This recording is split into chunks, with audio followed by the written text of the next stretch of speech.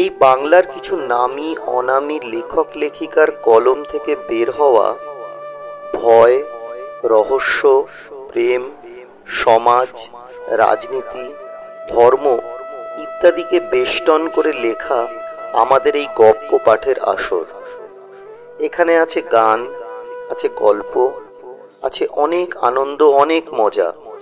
তাই অনুগ্রহ করে আমাদের সাথে থাকুন, পাশে থেকে আমাদের এই ক্ষুদ্র প্রয়াসকে এগিয়ে নিয়ে যেতে সাহায্য করুন। ইউটিউবারদের ভাষায় বলি, please like, comment and subscribe.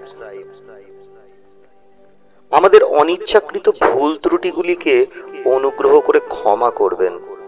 তবে লাইক বাটনে আনলাইক, কমেন্টে নির্দ্বিধায় ত্রুটিগুলোকে উল্লেখ করে আমাদের ভবিষ্যতে যাতে এই ত্রুটিগুলির রিপিটেশন না হয় তার ব্যাপারে সহযোগিতা করবেন প্লিজ।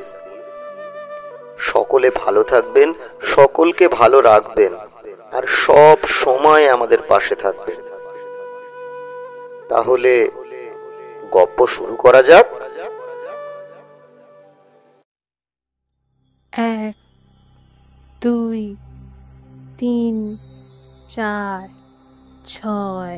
রাস্তার মুখে একপাশে দাঁড়িয়ে গুনে চলে সুদেষ্ণা। উফ, আবার তুমি ছেলে মানুষে শুরু করলে? মোহন বলে ওঠে। মধ্যবয়সী এই দম্পতির শান্ত ভ্রমণের ঘটনা এটা।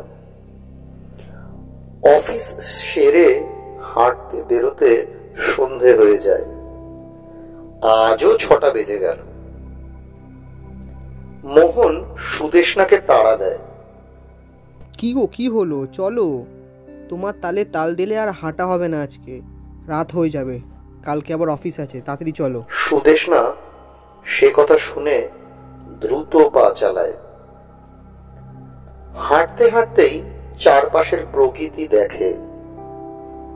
রেলের কলোনি অজস্র গাছপালায় ছাওয়া সুন্দর পরিবেশে হাঁটতে বেশ ভালো লাগে।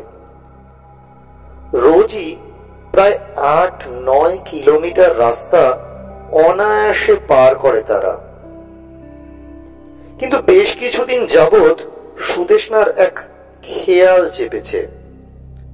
এই রাস্তা দিয়ে সে যে পথে হাঁটে তার পরপর 4 ও 6th এভিনিউর নামে পরিচিত।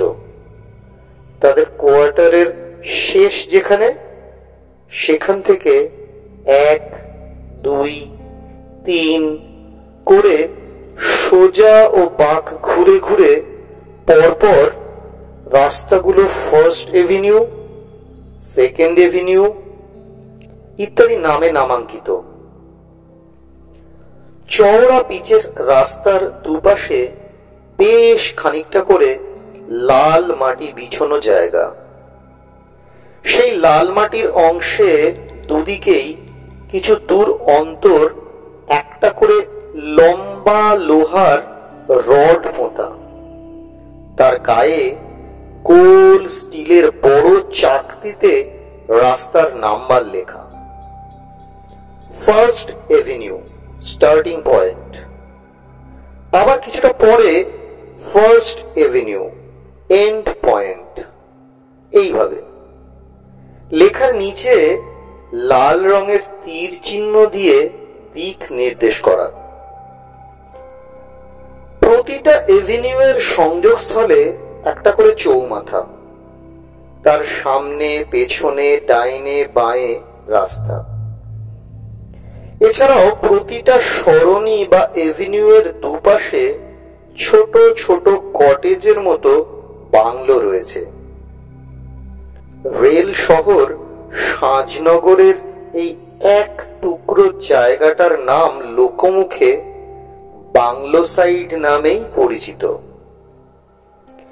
এই বাংলোগুলো কোনোটা রেল অফিসের কাজে লাগানো হয়েছে, আবার কোনোটা অফিসারদের ক্লাব, গেস্ট হাউস ও তাদের বসবাসের অস্থায়ী ঠিকানা হয়েছে।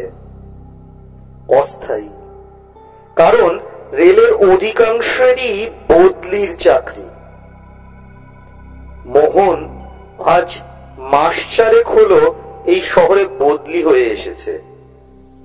প্রথম প্রথম তাদের এই জায়গাটা একটুও পছন্দ হয়নি, কিন্তু এই বাংলো সাইডে হাঁটতে শুরু করার পর থেকে সুদেষ্ণার এই পরিবেশ খুব ভালো লাগতে শুরু করেছে। রাস্তার দুপাশে এইসব বাংলো, পার্ক, গাছপালা দেখতে দেখতে তারা একেবারে ৬ নম্বর এভিনিউ এর শেষ অবধি হাঁটে। এভাবেই চলছিল, কিন্তু কয়েকদিন আগেই সুদেষ্ণার মনে প্রশ্ন ওঠে, তা হলো ৫ নম্বর রাস্তার নাম নেই কেন? সেই থেকে রোজ একবার করে এই মোড়টা এলেই সে গুনে দেখে কটা সরণি পার হলো। কোনোবারই হিসেব মেলাতে পারে না। মোহন ভীষণ বিরক্ত হয়ে স্ত্রীর ওপর। সে দ্রুত পা চালায়। কবেকার ব্রিটিশ আমলের রাস্তা, রেলের রক্ষণাবেক্ষণে এখনো ঠিকঠাক আছে, তা বলে যে নম্বরটা লাগানো বোর্ডটি ঠিক থাকবে তা তো নয়। হয়তো এখানে ৫ নম্বর রাস্তা আছে, কিন্তু নম্বর দেওয়া বোর্ড নেই, অথবা বোর্ড ছিল, নষ্ট হয়ে গেছে, পরে কেউ আর সেটা লক্ষ্য করেনি। এমনিতে এসব তুচ্ছ ব্যাপারে মাথা ঘামানোর মতো সময় কার আছে? এসব ভাবতে ভাবতে বাঁক ঘুরে ৬ নম্বর রাস্তায় এসে পড়ে মোহন। সুদেষ্ণা এখনো অনেকটা পেছনে। সুদেষ্ণার জন্য দাঁড়ায় মোহন। আজকাল ওকে একা ছাড়তে ভয় করে। দূরে কয়েকটা বাংলো দেখা যাচ্ছে। সেদিকে তাকিয়ে গত কয়েকদিনের কথা মনে পড়ে গেল। এখানে প্রায় প্রতিটি বাংলোয় অন্যান্য গাছের সঙ্গে বিভিন্ন জাতের বড় বড় কাঠ গোলাপের গাছ রয়েছে। সামনের এই বাংলোটাতেও সাদা গোলাপি ২ রকমের কাঠ গোলাপের গাছ আছে। তার নিচে বাচ্চাদের সাইকেল রাখা। ২টো ছেলে মেয়ে বাগানের দোলনায় দুলছে। কি সুন্দর সুখী সংসারের ছবি। এই বাংলোর কাঠগোলাপের গাছ দুটো বাইরে থেকে ছোঁয়ার উপায় নেই, তবুও মোহন সেদিকে তাকিয়ে একটু কেঁপে ওঠে আশঙ্কায়। আসলে গত পরশু থেকেই এক বাজে সমস্যার উদয় হয়েছে। সেদিন থেকেই রাতে সুদেষ্ণা ঘুমোয় না। জানলা খুলে বাইরে তাকিয়ে থাকে। জানলার পাশে ফুলদানিতে রাখা কাঠগোলাপের গন্ধে ম ম করে তাদের ছোট্ট বেডরুম। ফুলের এই গন্ধটা বড় অসহ্য লাগে মোহনের। কেমন দম বন্ধ হয়ে আসে। তাই পরশু রাতে সে ফুলগুলোকে বাইরে ফেলে দিতে চেয়ে যাচ্ছিল। তা দেখে সুদেষ্ণা অস্বাভাবিকভাবে চেঁচিয়ে ওঠে। কিছুতেই ফুলগুলোকে বাইরে ফেলতে দেবে না। সুদেষ্ণার এই রূপ খুব অচেনা লাগে মোহনের। ফুলগুলো যখন ধরেছিল তখন এক অস্বাভাবিক তরঙ্গ বয়ে গিয়েছিল মোহনের ডান হাতে, যেন ইলেকট্রিক শক। অসাড় হয়ে গিয়েছিল হাতটা। একটু পরেই অবশ্য স্বাভাবিক ছন্দে ফিরে আসে। একসঙ্গে এতগুলো ঘটনায় হতভম্ব হয়ে গিয়েছিল মোহন। সে বিছানায় এসে বসে অবাক হয়ে দেখে সুদেষ্ণা পরম মমতায় ফুলগুলোকে নিজের মুখে গালে বুলিয়ে নিচ্ছে। সারা রাত এসব চলেছিল।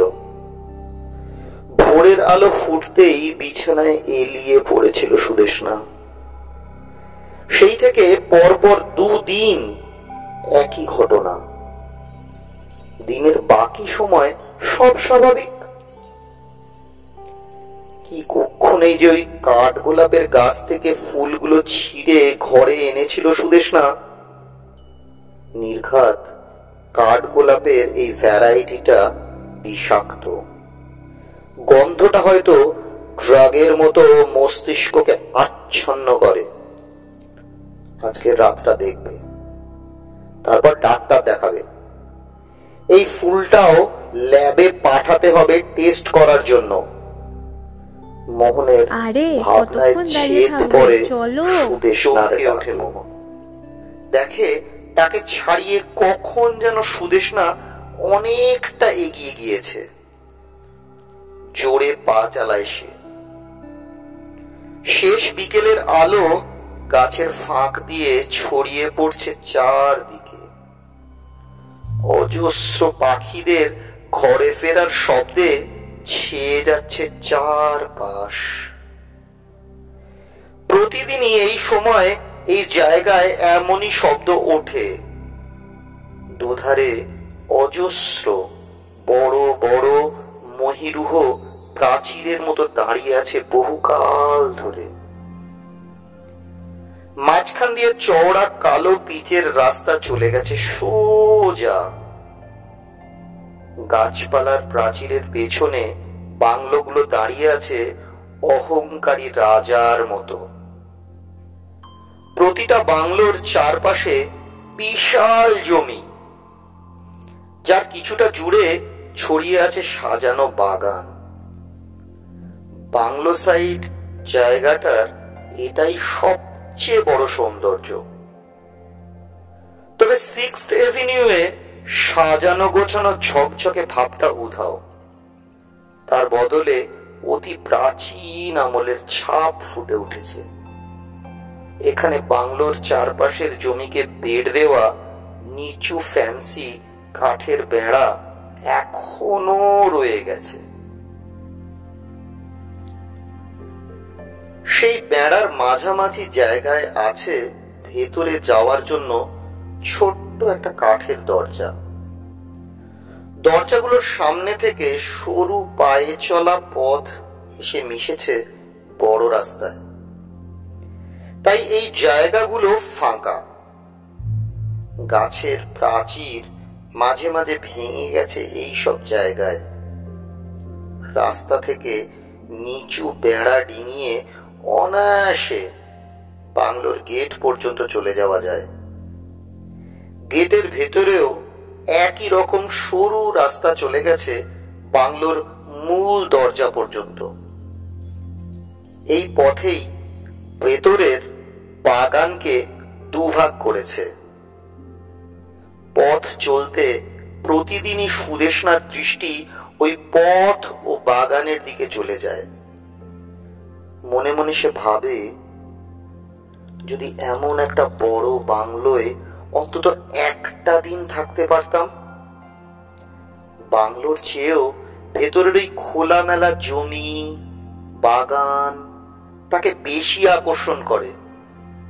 অথচ মোহনের এ বিষয়ে তেমন উৎসাহ নেই। সুদেষ্ণা সতৃষ্ণ নয়নে দেখে একের পর এক লাল রঙা বাংলো, কাঠগোলাপের বড় বড় গাছ, বোগেনভিলিয়া ফুলে ভরা ঝোপ। কি নির্জন! এই নির্জনতাও খুব পছন্দ হয় সুদেষ্ণার।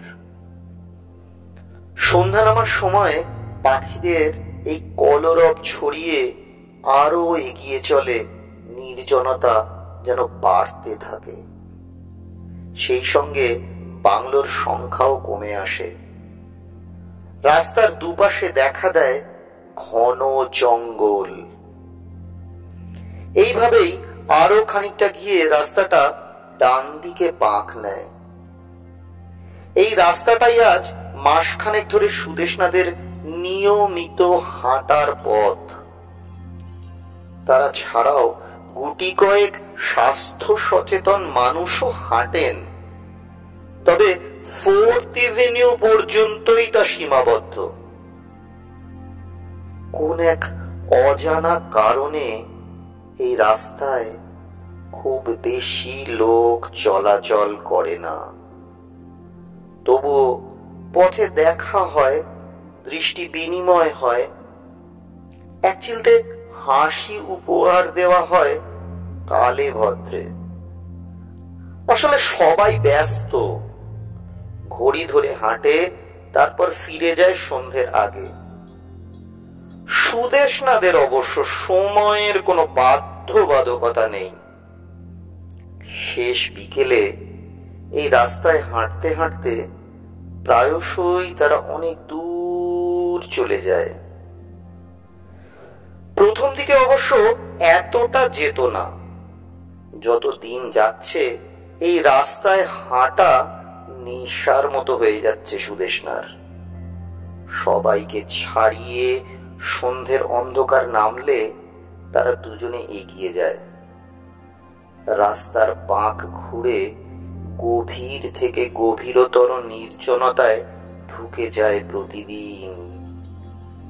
সেদিন 6 নম্বর সরণির পর আর কোনো নাম বা নম্বর লেখা নেই। কেবল চারপাশে পরিত্যক্ত ঝোপঝাড়, 2-1টা ঝুপড়ি আর চরাচর ব্যাপী অন্ধকার। জানো, এইসব বাংলোগুলো না আগে সাজানো গোছানো ছিল, খুব সুন্দর। সুদেশনার দিকে তাকিয়ে বলে ওঠে মোহন। সুদেশনা ডান দিকের একটা বাংলোর দিকে তাকিয়ে অন্যমনস্কভাবে বলে, আমার কিন্তু এইরকম অগোছালো পরিত্যক্ত পরিবেশ ভালোই লাগে আজকাল। সুদেশনার কথা হাওয়ায় মিলিয়ে যায়।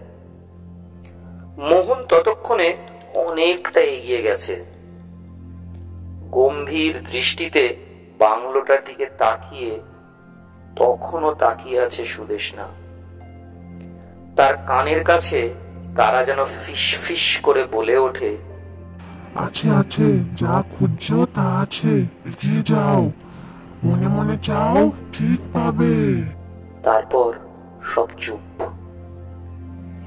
এখানে পৌঁছালেই কত লোকের হালকা হাসি, গল্পের শব্দ শুনতে পায় সুদেশনা। ব্যাকুল হয়ে চারপাশে তাকায়, কিন্তু প্রতিবারই হতাশ হয়। তার চোখের সামনে কেবল ফাঁকা হয়ে আসা পথ আর প্রায় পরিত্যক্ত বাংলো। এইরকম অবস্থা সব কটা বাংলো বাড়ির। মাঝখানের পথ, পথের দুপাশ আর বাড়িটুকু ছাড়া সবাই কেমন অগোছালো। লতানো বুনো ফুলের ঝোপ আর আগাছায় ভর্তি। রেলের অফিসাররা তাদের পরিবার নিয়ে কেন যে এখানে থাকে না এই সব বাংলোয়। এমন আভিজাত্যপূর্ণ ভিনটেজ বাড়িতে থাকতে বড় লোভ হয় সুদেশনার।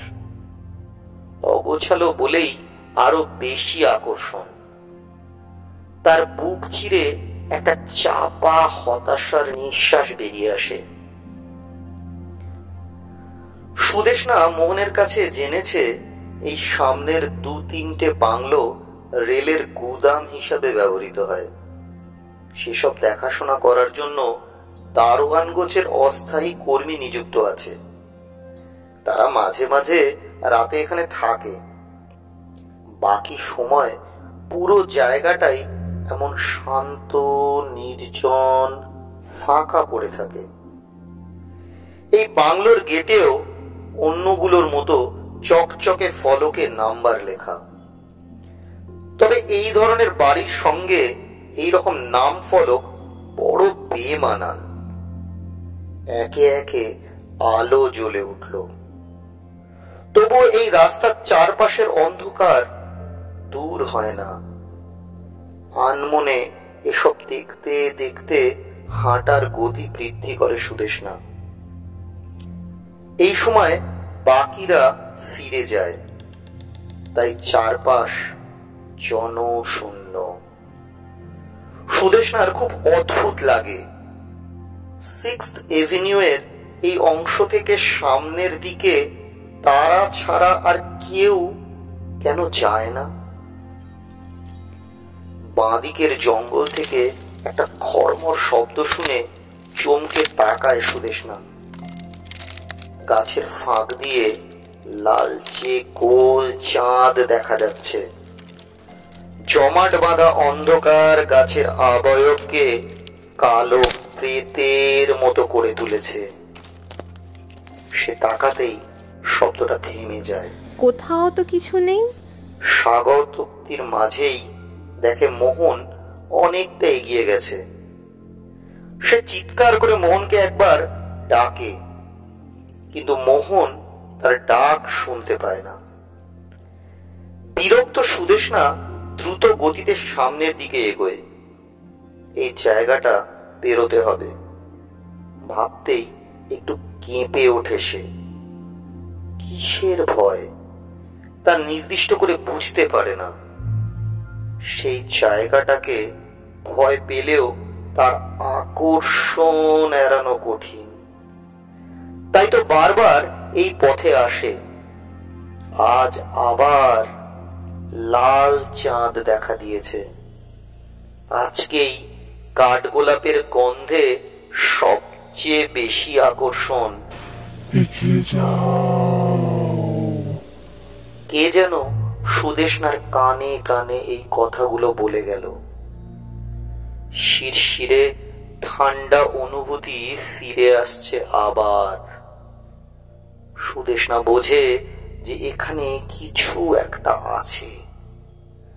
শরীরে কেমন একটা তরঙ্গ বয়। মাথাটা ভার ভার লাগে।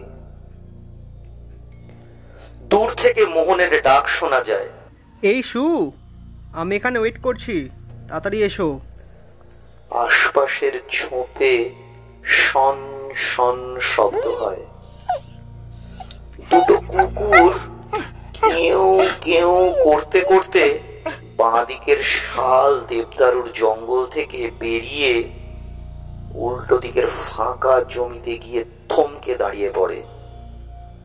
তার দিকে তাকিয়ে ওরা ভীষণ ভয় পেয়ে যায়।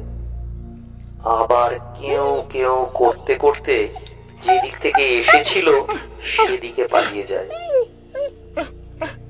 একটু দূরেই পাশাপাশি দুটো বড় লাল বাংলো, একই প্যাটার্নের, যেন যমজ এমন ভাবে তৈরি। তাদের মাঝে পাঁচিল, সামনের বেড়া ভাঙা।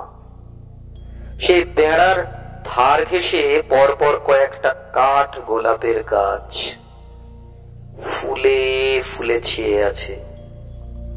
অদ্ভুত কালচে বেগুনি রঙের ফুল, অন্ধকারেও জল জল করছে। এই রং অন্ধকারে বোঝা যায় না সাধারণত, অথচ এই ফুলগুলো অন্ধকারে বেশি স্পষ্ট হয়। এখান থেকে সামনের নামহীন রাস্তাটা পুরোটাই এই অন্যরকম কাঠগোলাপের গাছে ভরা। এদের আকর্ষণ এড়ানো কঠিন। এই রাস্তার শেষ বাংলো এই দুটি, তারপরেই পরিত্যক্ত জমির শুরু। দুদিকে ঝোপ বেড়েছে। বড় বড় গাছগুলোকে অন্ধকারে হঠাৎ দেখলে মনে হবে আধি ভৌতিক দানব যেন। স্ট্রিট লাইটও এখানেই শেষ। তার রেশটুকু ধরেই সুদেষ্ণারা এগিয়ে যায় প্রতিদিন। আজ সুদেষ্ণা আর এগোলো না, থমকে দাঁড়ালো শেষ স্ট্রিট লাইটটার নিচে। উল্টো দিকে যমজ বাংলো দুটো অন্ধকারে আবছা।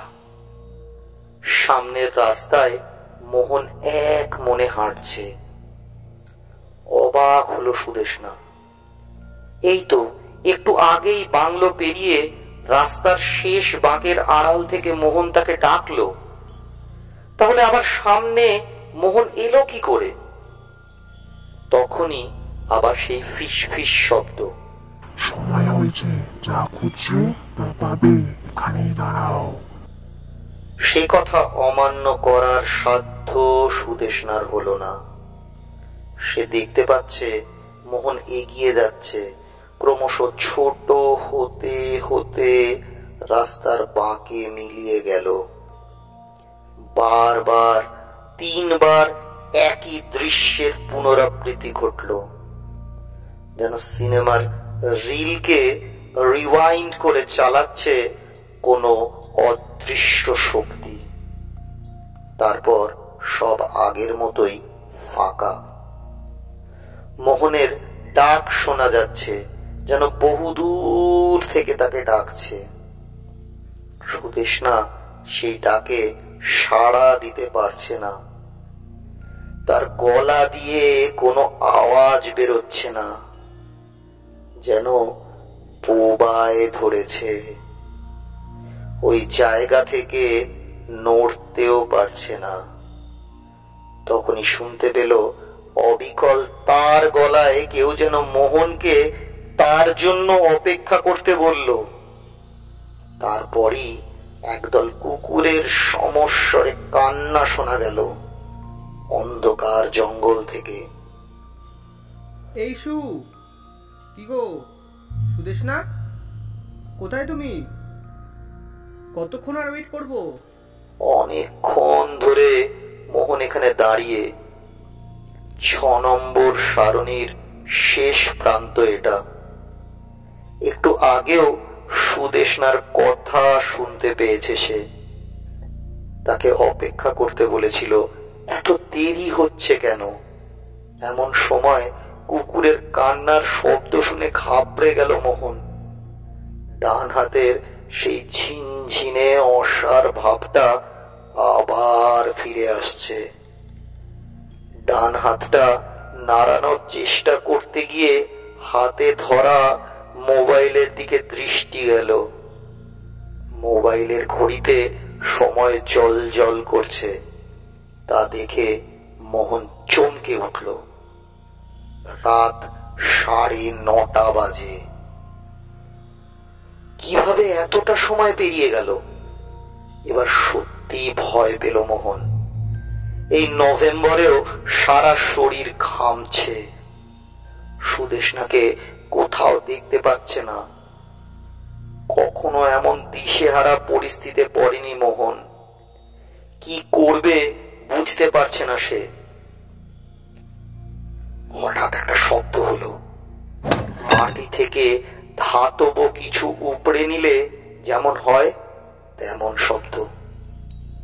ভয়ে ভয়ে রাস্তার পাশে তাকায় সে। একই রাস্তার শেষ নম্বর নাম ফলকটা নেই তো। 6 নম্বর লেখা নাম ফলকটা কোথায় গেল? অবাক হয়ে এদিক ওদিক তাকায় মোহন। গাছপালার ভেতর হাওয়ার শব্দ ছড়িয়ে একটা অপার্থিব শব্দ ওঠে। কেউ বা কারা যেন সুর করে প্রেয়ার করছে। সুরটা শোনা গেলেও শব্দগুলো স্পষ্ট নয়। একটা গন্ধ তীব্র হচ্ছে, ছেয়ে যাচ্ছে প্রকৃতিতে। মোহন চেনে এ গন্ধ। সেদিন ওই চমজ বাংলো থেকে কাঠগোলাপের থোকা ছিঁড়ে নিয়েছিল সুদেষ্ণা। তারপর থেকেই যত সমস্যা শুরু। আচ্ছন্ন অবস্থায় মোহন দেখতে পেল বেশ কিছু দূরে একটা পরিত্যক্ত জমিতে ঝোপঝাড়ের কাছে যেন একটা ফলক সদ্য পোঁতা হয়েছে। সেখানে আগে কোনো ফলক ছিলই না। সে সুদেষ্ণার কথা ভুলে দৌড়ে যায় ফলকটার কাছে। তারপর ভয়ে বিস্ময়ে স্তব্ধ হয়ে দাঁড়িয়ে থাকে। ফলকটায় লেখা স্টার্টিং পয়েন্ট 6th এভিনিউ। তারপর রাস্তা, নির্জনতা আর রহস্যময় প্রকৃতি। আরে ম্যাডাম, এখানে একা দাঁড়িয়ে আছেন কেন? প্রশ্ন শুনে ডান পাশে তাকায় সুদেষ্ণা। যমজ বাংলোর সামনে কাঠগোলাপের গাছের নিচেই একটা কিশোর, সাদা শার্ট আর নেভি ব্লু প্যান্ট পরা, স্কুলের ইউনিফর্মের মতো। সুদেষ্ণা অবাক হয়, এতদিন ধরে সে এই পথে যাতায়াত করছে, কখনো তো এখানে কাউকে দেখেনি। তুমি কে? এখানে কি করছো? হাসি মুখ নিয়ে কিশোরটি বলে, আমি তো এখানেই থাকি, আমরা সবাই এখানে থাকি, আমাদের স্কুল যে এখানে। এখানে স্কুল? কি যাতা বলছো? সুদেষ্ণার কথায় ছেলেটি হেসে ওঠে। তখনই সুদেষ্ণা দেখে বাংলোর দিকের জঙ্গলে লাল মোরামের সরু রাস্তা অনেকটা গভীরে হারিয়ে গেছে। সেখান থেকেই লাইন করে কিশোর কিশোরীর দল বেরিয়ে আসছে। সবার পরনে একই স্কুল ইউনিফর্ম। তাদের চাপা হাসি, টুকরো কথা কানে আসতেই থমকে গেল সুদেষ্ণা। এই তো এদের স্বরই তো সে শুনতে পেত। তার মানে সে ভুল নয়। ভয় কেটে মুখে হাসি ফোটে তার। মোহনকে ডেকে দেখাতে হবে, কিন্তু তার আগেই ছেলে মেয়েগুলো একসঙ্গে ঘ্যান ঘ্যানে সুরে আকাশে লাল চাঁদের দিকে তাকিয়ে হাত ঘুরিয়ে ঘুরিয়ে প্রেয়ার শুরু করে দিল। দুর্বোধ্য কিন্তু ভীষণ সুরেলা তাদের সেই গান। ঘোর লাগে সুদেষ্ণার। সে মোহনের কথা ভুলে যায়। ফুল নেবেন না ম্যাম? আপনার পছন্দের ফুল? ফিস ফিস করে একজন দুজন বলে। তার কানের কাছে শব্দ ফাটে। সুদেষ্ণা এগিয়ে যায় আগের মতো, হাত বাড়িয়ে কাঠগোলাপের গুচ্ছ ছিঁড়ে নেয়। সঙ্গে সঙ্গে এক অদ্ভুত পরিবর্তন ঘটে চারিদিকে।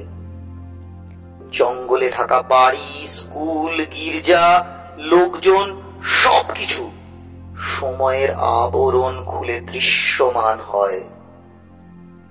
অতি প্রাচীন ভাঙাচোরা এইসব বাড়ি, গির্জা, কবরখানা সবকিছু বড় সুন্দর লাগে সুদেষ্ণার চোখে।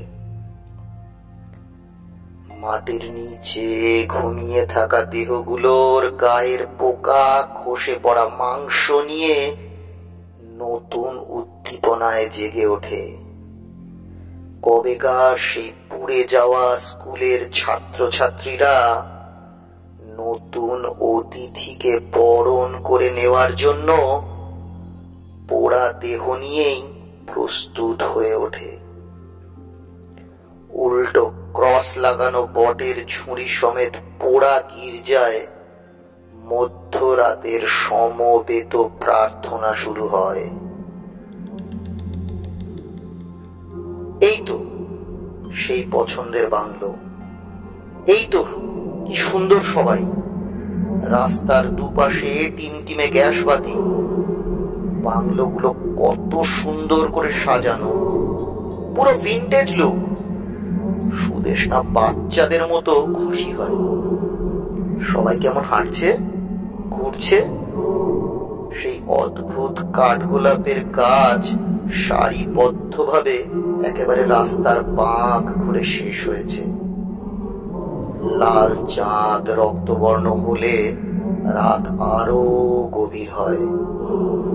কালচে বেগুনি কাঠগোলাপের গন্ধে প্রকৃতি আচ্ছন্ন হয়। যমজ বাংলোর সামনে দাঁড়িয়ে সুদেষ্ণা দেখে দুই বাংলোর মাঝখানের পাঁচিলে একটা নাম ফলক আটকানো। ধীরে ধীরে সেটাতে কিছু ইংরেজি অক্ষর ফুটে ওঠে। Starting point 5th Avenue. গির্জার প্রেয়ার শেষ হয়ে ঘন্টা বেজে ওঠে। সুদেষ্ণার 5th এভিনিউ ধরে সেখানের পুরনো বাসিন্দাদের সঙ্গে হাঁটতে শুরু করে। তার শরীরে এখন 5th এভিনিউ এর বাসিন্দাদের মতো কাঠ গোলাপের সৌরভ। কালো রাস্তা ধরে মোহন প্রাণপণ ছুটছে। সামনে দিশাহীন পথ, তবুও সে ছুটছে। ডান হাত থেকে ঝিনঝিনে ব্যথাটা কাঁধ থেকে বাহুতে ছড়িয়ে পড়ছে ধীরে ধীরে। সারা শরীর অসাড় হয়ে যাওয়ার আগেই তাকে পালাতে হবে। End point 5th Avenue. লেখার নাম ফলকটা 6th এভিনিউ শুরুর আগেই ফলকটা অনেকটা কাছে চলে আসছে। দুটো মিশে এক হয়ে যাওয়ার আগেই তাকে দৌড়তে হবে। কিছুতেই সে 5th এভিনিউ এর ক্রাশে পড়বে না। সুদেষ্ণার ডাক উপেক্ষা করে মোহন সামনের দিকে ছুটছে ভোরের অপেক্ষায়।